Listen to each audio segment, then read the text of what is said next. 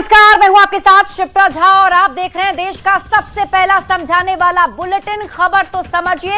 इस prime time bulletin में हम आपको दिन भर की सबसे चर्चित और असरदार खबरें दिखाते हैं और फिर उसे आसान भाषा में विस्तार से समझाते भी हैं। तो आइए सबसे पहले नजर डाल लेते हैं आज की 4 बड़ी खबरों पर शॉर्ट में और उसके बाद एक एक करके पूरी कहानी आपको समझाएंगे।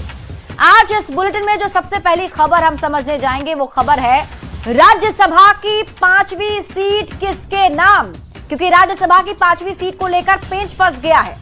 दूसरी खबर होगी सीएम बंगला वाली खबर को समझिए, क्योंकि अब नीतीश कुमार का पता बदलने वाला है। तीसरी खबर आपको बताएंगे दिल्ली जाने से पहले यात्रा पर क्यों जा रहे हैं नीतीश कुमार, क्योंकि उनकी यात्रा फिर से बिहार में शुरू होने जा रही है। और चौथी खबर होगी निशांत को क्यों आई मां की याद, ये भी आपको बताएंगे। आज निशांत काफी भावुक भी नजर आए, तो इस खबर को हम आपको समझाएंगे। लेकिन शुरुआत सबसे पहले राज्यसभा चुनाव को लेकर एनडीए नेताओं का दावा है कि एनडीए सभी 5 सीट जीतने जा रहा है।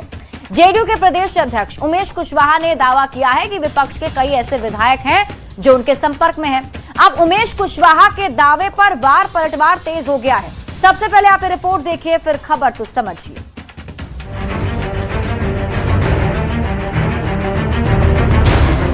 बिहार में राज्यसभा की 5 सीटें खाली हो रही हैं। खाली हो रही इन 5 सीटों पर चुनाव 16 मार्च को है, लेकिन जीत का दावा अभी से तेज हो चुका है।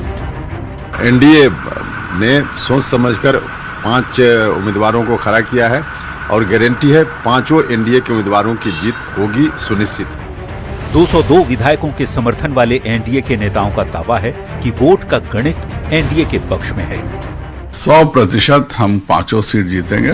जेडीयू के प्रदेश अध्यक्ष उमेश कुशवाहा तो यहाँ तक दावा कर रहे हैं कि विपक्ष के कई विधायक उनके संपर्क में हैं जो क्रॉस वोटिंग करेंगे। हम लोग के संपर्क में तमाम जो है कुछ विपक्ष के लोग भी हमारे जो है संपर्क में हैं। उमेश कुशवाहा के दावे पर सियासत बेहद तेज हो गई। जो लोग ये कह रहे हैं कि विपक्ष के विधायक संपर्क में हैं, तो मुगालते में है, दिवा स्वप्न देख रहे हैं। आरजेडी और कांग्रेस के नेताओं ने पलटवार किया है और कहा सत्ता पक्ष के लोग मुगालते में हैं। 16 मार्च को उन्हें पता चल जाएगा कौन किसके साथ है। ये तो आने वाला समय में बताएगा और हमारे सभी सम्मानित विधायक जो 6 हैं वो इंटैक्ट हैं। बता दें बिहार में 5 सीटों पर राज्यसभा का चुनाव होने जा रहा है। बिहार विधानसभा में कुल 243 विधायक हैं। ऐसे में एक सीट पर जीत के लिए 41 विधायकों का समर्थन चाहिए। एनडीए के पास 202 विधायक हैं, यानी 4 सीट आसानी से एनडीए की झोली में जाती दिख रही है, जबकि 5वीं सीट के लिए उन्हें 3 वोट का जुगाड़ करना है। जबकि 35 विधायकों वाले महागठबंधन को 6 वोटों की दरकार होगी। ऐसे में दावे तो खूब किए जा रहे हैं, लेकिन देखना यह होगा कि राज्यसभा की 5वीं सीट किसके नाम होती है। न्यूज़ 18 के लिए पटना से आनंद अमृतराज और दिल्ली से अमितेश सिंह के साथ ब्यूरो। तो राज्यसभा की 5वीं सीट किसके नाम होगी, ये बड़ा सवाल बना हुआ है, क्योंकि आप सब जानते हैं राजनीति में नंबर का ही गेम चलता है। और आइए अब आपको समझाते हैं कि राज्यसभा की 5वीं सीट आखिर किसके नाम होगी। और इस खबर को समझने के लिए राज्यसभा चुनाव का पूरा गुणा गणित समझना जरूरी है। तो आपको बता दें कि बिहार में राज्यसभा की 5 सीटें हैं जो खाली हो रही हैं, यानी कि 5 सीटों के लिए चुनाव होने हैं। इसमें से 2 महागठबंधन की सीट है और 3 एनडीए की। मतलब इन 5 सीटों पर जो चुनाव हो रहा है उसमें 3 एनडीए के पास पहले से था और महागठबंधन के पास 2 थे। अब एनडीए की ओर से जो 5 उम्मीदवार चुनावी मैदान में हैं, जबकि आरजेडी से 1 उम्मीदवार हैं, तो ये उम्मीदवार हैं जेडीयू में से सीएम नीतीश कुमार और केंद्रीय मंत्री रामनाथ ठाकुर, बीजेपी से पार्टी के राष्ट्रीय नितिन नवीन और राष्ट्रीय अध्यक्ष और शिवेश राम, जबकि आरएलएम से उपेंद्र कुशवाहा और आरजेडी से एडी सिंह उम्मीदवार बनाए गए हैं। अब आप राज्यसभा चुनाव का पूरा फॉर्मूला समझिए, इसी को लेकर यहां पर पेच फंसा हुआ है। देखिए सीटों का गणित क्या कहता है, तो आपको बता दें कि जितनी सीटों पर चुनाव होना है उनमें एक जोड़कर विधानसभा की कुल सीटों में भाग दे दिया जाता है, डिवाइड कर दिया जाता है। ऐसे में अगर हम गणित करें तो बिहार विधानसभा की कुल 243 सीटें हैं, जबकि 5 सीटों पर चुनाव होने जा रहा है। अब राज्यसभा चुनाव के फॉर्मूले के मुताबिक ये जो 5 सीटें खाली हो रही हैं, तो उस 5 में एक जोड़ देंगे, जिसके बाद ये संख्या 6 हो जाएगी और इस 6 की संख्या से बिहार विधानसभा की जो कुल 243 सीटों की संख्या है उसमें भाग दे देंगे या डिवाइड कर देंगे, तो वो संख्या होगी 40.5, यानी कि राउंड फिगर में 41 मान लीजिए। मतलब ये कि राज्यसभा की एक सीट के लिए 41 विधायकों का समर्थन चाहिए, मतलब एक उम्मीदवार को जिताना है तो 41 विधायकों का वोट चाहिए। अब बिहार विधानसभा की बात करें तो अभी बिहार विधानसभा में एनडीए के पास 202 विधायक हैं, महागठबंधन के पास 35 विधायक है, जबकि असदुद्दीन ओवैसी की पार्टी AIMIM के पास 5 और मायावती के BSP का 1 विधायक है। अब ऐसे में राज्यसभा की 5वीं सीट पर पॉलिटिक्स को समझिए। देखिए, एक सीट के लिए चाहिए 41 वोट, तो ऐसे में 5 सीट को जीतने के लिए चाहिए 205 सीटों की जरूरत है। और अगर हम एनडीए की बात करें तो बिहार विधानसभा में जेडीयू के पास 85 विधायक हैं। ऐसे में तो जेडीयू की 2 सीटें पक्की है जो अभी उसके पास है। अब बीजेपी की 2 सीटें भी पक्की मानी जा रही है, क्योंकि बिहार विधानसभा में बीजेपी के 89 विधायक हैं, यानी कि 2 सीट के लिए जरूरी संख्या 82 की संख्या से 7 ज्यादा ही है। मतलब यह कि एनडीए की 4 सीटें पक्की हैं, 2 बीजेपी की, 2 जेडीयू की।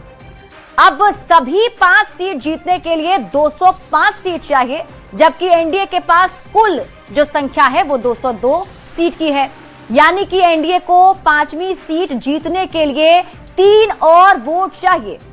अब बची हुई जो 5वीं सीट है, जिसको लेकर चुनावी जद्दोजहद काफी ज्यादा तेज है और इसी पर महागठबंधन की तरफ से भी दावेदारी की जा रही है।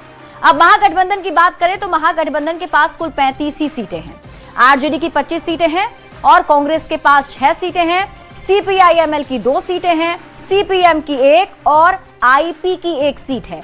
यानी राज्यसभा की 1 सीट के लिए जरूरी संख्या 41 की संख्या से 6 कम महागठबंधन के पास है। अब अगर महागठबंधन इस सीट पर दावेदारी करे तो आरजेडी को 1 सीट के लिए कड़ी मशक्कत करनी पड़ेगी। अब अगर आरजेडी को 5वीं सीट चाहिए तो उसे असदुद्दीन ओवैसी की पार्टी AIMIM के जो 5 विधायक हैं उनका समर्थन चाहिए होगा। इसके साथ साथ बीएसपी के 1 विधायक का समर्थन भी आरजेडी को जुटाना होगा। यानी आरजेडी को अगर सीट चाहिए तो महागठबंधन के साथ साथ AIMIM और बीएसपी का समर्थन भी चाहिए होगा। मतलब यह कि 5वीं सीट के लिए जो जोड़ तोड़ जरूरी है और दोनों ही गठबंधन इसके लिए पूरा दमखम लगाएंगे। हालांकि दोनों गठबंधन के सामने चुनौती है। महागठबंधन के लिए अपने विधायकों को एकजुट रखने की चुनौती है।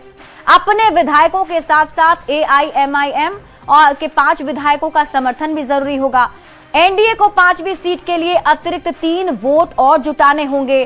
तो अब वो कैसे जोड़ तोड़ किया जाएगा, इस पर ही सबकी नजर टिकी हुई है और इसीलिए जो दावे हैं वो दोनों तरफ से किए जा रहे हैं।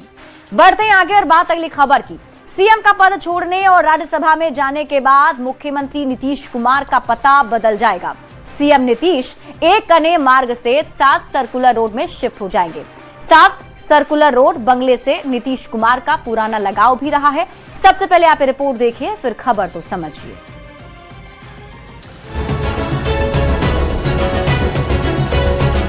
7 सर्कुलर रोड पटना से नीतीश कुमार का नया ठिकाना यही होगा। सीएम पद छोड़ने के बाद से नीतीश का पता बदल जाएगा। नीतीश कुमार 1 कने मार्ग की जगह 7 सर्कुलर रोड में शिफ्ट होंगे। नीतीश कुमार को 7 सर्कुलर रोड बंगला पसंद है। नीतीश कुमार ने अपने वास्तु के अनुसार पूरे बंगले को नए सिरे से बनवाया था। बंगले में पीपल का पेड़ भी लगवाया गया है, जहां सीएम अभी भी हर रोज मॉर्निंग वॉक के दौरान जाते हैं। 7 सर्कुलर रोड बंगले की खासियत जान लीजिए। बंगले में 6 VIP बेडरूम है, 2 बड़े ड्राइंग और मीटिंग हॉल है, 1 बड़ा डाइनिंग हॉल है। बिल्डिंग के सामने से लेकर पीछे वाले हिस्से तक लॉन फैला हुआ है। लॉन के बीच में एक छोटा तालाब है। लॉन में टहलने के लिए ट्रैक भी बना है। बंगला चारों तरफ से पेड़ और हरियाली से घिरा है। नीतीश कुमार अभी सीएम आवास एक अणे मार्ग में रह रहे हैं। राज्यसभा जाने के बाद उनका 7 सर्कुलर रोड में शिफ्ट होना नई भूमिका की शुरुआत मानी जा रही है। न्यूज 18 के लिए पटना से शैलेंद्र कुमार की रिपोर्ट। तो अब आप सीएम बंगला वाली कहानी को समझिए, क्योंकि अब मुख्यमंत्री नीतीश कुमार जब राज्यसभा जाएंगे, सीएम का पद खाली होगा तो उन्हें उनका बंगला भी खाली करना पड़ेगा। आपको ये पूरी खबर समझाते हैं। नीतीश चले अब नए बंगले में। फिलहाल देखिए, नीतीश कुमार जो है वो एक अणे मार्ग में रह रहे हैं। जो सीएम आवास है, मतलब मुख्यमंत्री को आवंटित किया हुआ आवास है, उसमें ही मुख्यमंत्री अब तक रह रहे थे। लेकिन अब जबकि मुख्यमंत्री राज्यसभा जा रहे हैं तो 7 सर्कुलर रोड उन्हें आवंटित किया जा सकता है। वो वाला बंगला, वहां पर शिफ्ट हो सकते हैं। नीतीश कुमार का नया पता क्या होगा? अगर हम इस सवाल का जवाब ढूंढें तो जवाब है 7 सर्कुलर रोड, यानी कि मुख्यमंत्री अब 7 सर्कुलर रोड में रहेंगे। अब आप खबर तो समझिए, क्यों बदलने जा रहा है नीतीश कुमार का सरकारी पता। तो एक अणे मार्ग जो है वो मुख्यमंत्री का आधिकारिक आवास है। राज्यसभा जाने के बाद मुख्यमंत्री पद नीतीश कुमार छोड़ देंगे। अब नीतीश सीएम पद छोड़ेंगे तो कोई और मुख्यमंत्री बनेगा। फिर जो मुख्यमंत्री बनेंगे वो एक अणे मार्ग में शिफ्ट होंगे, मतलब उनको ये आवास जो है वो अलॉट कर दिया जाएगा। नए मुख्यमंत्री एक अणे मार्ग बंगला में शिफ्ट होंगे। नए मुख्यमंत्री के लिए बंगला खाली करेंगे नीतीश कुमार। नीतीश कुमार कब से एक अणे मार्ग में रह रहे हैं, इसकी अगर हम बात करें तो 2005 में मुख्यमंत्री बने नीतीश कुमार, फिर 2006 में मुख्यमंत्री बने और एक अणे मार्ग में मुख्यमंत्री नीतीश कुमार शिफ्ट हुए। अब आप खबर तो समझिए, एक अणे मार्ग से नीतीश कुमार का कनेक्शन क्या है। देखिए, 2006 से नीतीश कुमार एक अणे मार्ग में रह रहे हैं। जीतन राम मांझी के सीएम बनने पर उन्होंने बंगला खाली किया था। 2014-15 में कुछ महीने तक एक अणे मार्ग से नीतीश कुमार बाहर रहे, लेकिन फिर जब वो सीएम बने तो इसी बंगले में वापस शिफ्ट हो गए। एक अणे मार्ग कहानी समझिए। बंगले में रहने वाले पहले सीएम जो थे वो भागवत झा थे, यानी एक अणे मार्ग जहां पर अभी नीतीश कुमार रह रहे हैं, इसमें सबसे पहले इस बंगले में रहने वाले जो सीएम थे वो भागवत झा आजाद थे। बिहार के मुख्यमंत्री का आधिकारिक आवास बन गया। इस बंगले में कई मुख्यमंत्री अब तक रह चुके हैं। 2006 से अब तक नीतीश कुमार ही इस बंगले में रह रहे थे। अब आप 7 सर्कुलर रोड से भी नीतीश कुमार का पुराना नाता है, इसे समझिए। देखिए, 2014 में इस बंगले में नीतीश कुमार रह चुके हैं। फिलहाल यहां से मुख्यमंत्री कार्यालय चलता है। लंबे समय से इस बंगले का इस्तेमाल करते आए हैं। प्रशासनिक गतिविधियों में और राजनीतिक बैठकों का केंद्र भी ये आवास रहा है। और अब जब से नीतीश कुमार का ये नया पता होने जा रहा है तो फिर से ये बंगला चर्चा में आ गया है। बढ़ते हैं आगे और बात अगली खबर की। नीतीश कुमार कल से समृद्धि यात्रा के तीसरे चरण पर निकलेंगे। कल सीएम सुपौल और मधेपुरा में यात्रा करेंगे। नीतीश कुमार का राज्यसभा जाना तय है, लेकिन दिल्ली जाने से पहले नीतीश कुमार बिहार में काफी एक्टिव हैं। ये रिपोर्ट देखिए, फिर खबर तो समझिए।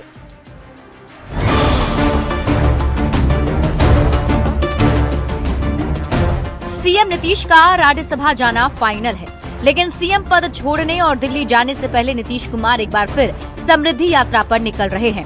सीएम पद छोड़ने से पहले सीएम नीतीश लगातार एक्टिव हैं। शनिवार को सीएम ने बख्तियारपुर ताजपुर ब्रिज का जायजा लिया था, तो रविवार को बिहार म्यूजियम और पटना म्यूजियम को जोड़ने वाली अंडरग्राउंड टनल परियोजना का शिलान्यास किया।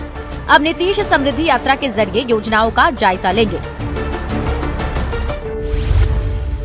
नीतीश कुमार की समृद्धि यात्रा 10 मार्च से शुरू होगी। 10 मार्च को सुपौल और मधेपुरा जिले की यात्रा करेंगे। 11 मार्च को अररिया और किशनगंज में रहेंगे।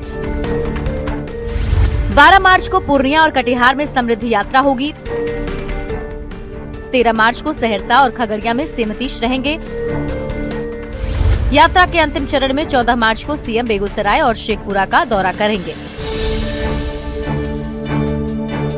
निशांत के जेडीयू ज्वाइन करते ही नीतीश कुमार का अगला प्लान तैयार हो गया है। 10 मार्च से नीतीश कुमार समृद्धि यात्रा का तीसरा चरण शुरू करेंगे। मुख्यमंत्री रहते हुए ये उनकी आखिरी यात्रा हो सकती है। नीतीश कुमार समृद्धि यात्रा के जरिए विकास योजनाओं की हकीकत को जानेंगे ही और बिहार के सियासी माहौल को करीब से देखेंगे। Bureau report, news 18। तो देखिए, अब से कुछ दिनों के बाद नीतीश कुमार दिल्ली कूच करने वाले हैं। अब दिल्ली कूच के पहले यात्रा पर क्यों निकल रहे हैं नीतीश कुमार, इस खबर को समझिए। इस खबर को समझने के लिए बिहार की सियासत को समझना जरूरी है, वो भी आज से नहीं बल्कि 90 के दशक से लेकर अब तक। 1990 से अब तक बिहार के राजनीतिक पटल पर दो ही नेता पूरी तरह छाए रहे, पहले लालू प्रसाद और दूसरे नीतीश कुमार। लेकिन दोनों की राजनीति करने का तरीका अलग अलग रहा। लालू प्रसाद रैलियों के जरिए राजनीति करते रहे हैं। 1990 से 2005 के बीच पटना के गांधी मैदान में कई बड़ी रैलियां हुई, जातियों वाले सम्मेलन भी खूब हुए, जबकि नीतीश कुमार लगातार रैलियों से लोगों का मन टटोलते रहे हैं। 2005 में चुनाव के पहले नीतीश कुमार ने न्याय यात्रा की और लालू परिवार को बिहार की सत्ता से उखाड़ फेंका। यानी यात्रा के जरिए नीतीश कुमार बिहार की कुर्सी तक पहुंचे। बिहार का सीएम बनने के बाद नीतीश कुमार की सियासी यात्रा का सिलसिला शुरू हो गया। उसके बाद साल 2009 में सीएम नीतीश कुमार एक बार फिर यात्रा पर निकले, जिसका नाम दिया गया विकास यात्रा। रिजल्ट ये रहा कि एनडीए के लोकसभा चुनाव में बम्पर सीटें आई। चुनाव के बाद नीतीश कुमार फिर से धन्यवाद यात्रा पर निकले। इसके बाद साल 2010 की बात करते हैं। साल 2010 में फिर चुनाव से पहले यात्रा मुख्यमंत्री ने की, जिसमें विश्वास यात्रा के जरिए लोगों के बीच गए और सीएम नीतीश कुमार ने लोगों से जनसंवाद किया। रिजल्ट ये रहा कि जेडीयू को उस चुनाव में 115 सीटें मिली थी। अब आप यात्रा वाली राजनीति को समझिए। देखिए, 2010 में विश्वास यात्रा और उसके बाद 2011 में सेवा यात्रा पर नीतीश कुमार निकले थे। यही नहीं, यात्रा का सिलसिला अगले साल भी जारी रहा, यानी साल 2012 में स्पेशल स्टेटस के लिए मुख्यमंत्री नीतीश कुमार यात्रा पर निकले और इस यात्रा का नाम दिया गया अधिकार यात्रा। सिर्फ एक यात्रा जिसके बाद भी जीत नहीं मिली, वो यात्रा 2014 की थी, जो संकल्प यात्रा थी। लेकिन लोकसभा चुनाव में जेडीयू को महज 2 सीट ही मिली। यात्रा वाली राजनीति में अब बात करते हैं साल 2015 की, जिसमें नीतीश कुमार संपर्क यात्रा पर निकले और फिर से सरकार में वापसी की। नीतीश कुमार उसके बाद साल 2016, 2017, 2019 लगातार यात्रा करते रहे। 2016 में निश्चय यात्रा पर निकले थे, 2017 में समीक्षा यात्रा पर निकले थे और 2019 में जल जीवन हरियाली यात्रा पर निकले थे। यह सिलसिला रुका नहीं, बल्कि 2021 में भी चालू रहा। 2021 में नीतीश कुमार समाज सुधार यात्रा पर निकले। 2023 में नीतीश कुमार समाधान यात्रा पर निकले। 2024-25 के बीच भी प्रगति यात्रा नीतीश कुमार ने की और 2026 में समृद्धि यात्रा। यानी नीतीश कुमार अब तक 16 बार बिहार में यात्रा पर निकल चुके हैं। समृद्धि यात्रा का तीसरा चरण उसी का हिस्सा बताया जा रहा है। अब आपके मन में सवाल उठ रहा होगा कि दिल्ली कूच के पहले यात्रा पर क्यों निकल रहे नीतीश? तो आपको बता दें, यात्रा के जरिए नीतीश कुमार सरकारी योजना का जायजा लेंगे और सियासी माहौल को भी समझेंगे कि उन्होंने जो सीएम पद छोड़ने का फैसला लिया है, उसको लेकर जनता क्या सोचती है। सीधे जनता के बीच जाकर के उनका फीडबैक लिया जाएगा। बढ़ते हैं आगे और अब बात अगली खबर की। जेडीयू ज्वाइन करने के तीसरे दिन सीएम नीतीश कुमार के बेटे निशांत कुमार तख्त श्री हरमंदिर जी साहिब पहुंचकर मत्था टेके। वहीं कंकड़बाग में मंजू सिन्हा पार्क जाकर अपनी मां की प्रतिमा पर माल्यार्पण किया। मां को याद कर काफी भावुक हुए। निशांत ने कहा कि आज मां होती तो बहुत खुश होती। ये रिपोर्ट देखिए, फिर खबर तो समझिए।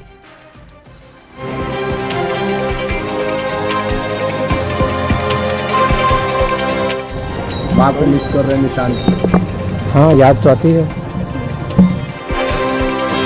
मां की याद आती है, ये जज्बात हैं सीएम नीतीश कुमार के बेटे निशांत कुमार। अपनी राजनीतिक पारी शुरू करने के तीसरे दिन निशांत पटना के कंकड़बाग के मंजू सिन्हा पार्क पहुंचे थे, जहां उन्होंने अपनी मां की प्रतिमा पर माल्यार्पण किया। इस दौरान निशांत बेहद भावुक दिखे। उन्होंने कहा कि आज मां होती तो बहुत खुशी होती।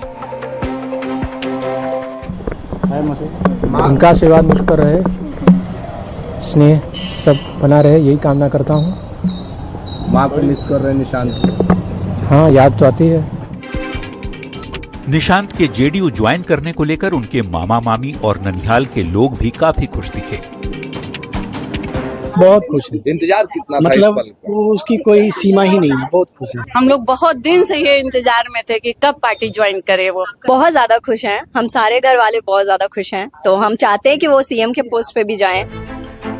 जेडीयू ज्वाइन करने के बाद निशांत लगातार धार्मिक जगहों पर जा रहे हैं और मत्था टेक रहे हैं। सोमवार को निशांत ने पटना साहिब के तख्त श्री हरमंदिर जी साहिब पहुंचकर मत्था टेका और आशीर्वाद लिया था। निशांत के रूप में जेडीयू को नया नेता मिल गया है और नीतीश कुमार को उनका राजनीतिक उत्तराधिकारी भी। जल्द ही निशांत अपने पिता की तरह बिहार के सभी 38 जिलों की यात्रा पर निकलने वाले हैं। देखना होगा यात्रा के जरिए बिहार की राजनीति को बदलकर रख देने वाले नीतीश कुमार के बेटे निशांत की राजनीतिक यात्रा कितनी सफल होती है। न्यूज़ 18 के लिए पटना से धर्मेंद्र कुमार के साथ ब्यूरो रिपोर्ट। तो जब से निशांत कुमार ने ऑफिशियली राजनीति के सफर को शुरू किया है तब से काफी ज्यादा एक्टिव दिख रहे हैं। अब आपको समझाते हैं कि आखिर मां को याद करके क्यों भावुक हो गए निशांत कुमार। देखिए, निशांत कुमार से नीतीश कुमार के इकलौते बेटे हैं। अब निशांत कुमार ने अपनी राजनीतिक पारी बिहार में शुरू कर दी है। रविवार को निशांत कुमार ने जेडीयू ज्वाइन किया था और निशांत कुमार के लिए ये बहुत बड़ा समय है। यही वजह है कि निशांत अपनी मां की प्रतिमा पर माल्यार्पण करने पहुंचे थे। चूंकि निशांत अपनी मां के बहुत नजदीक रहे हैं, ऐसे में इस मौके पर अपनी मां को याद कर निशांत काफी भावुक हो गए। निशांत ने कहा कि मां होती तो बेटे की कामयाबी पर बहुत खुश होती। और इसी के साथ इस बुलेटिन में अभी के लिए बस इतना ही। आप देखते रहिए न्यूज़ 18 बिहार झारखंड।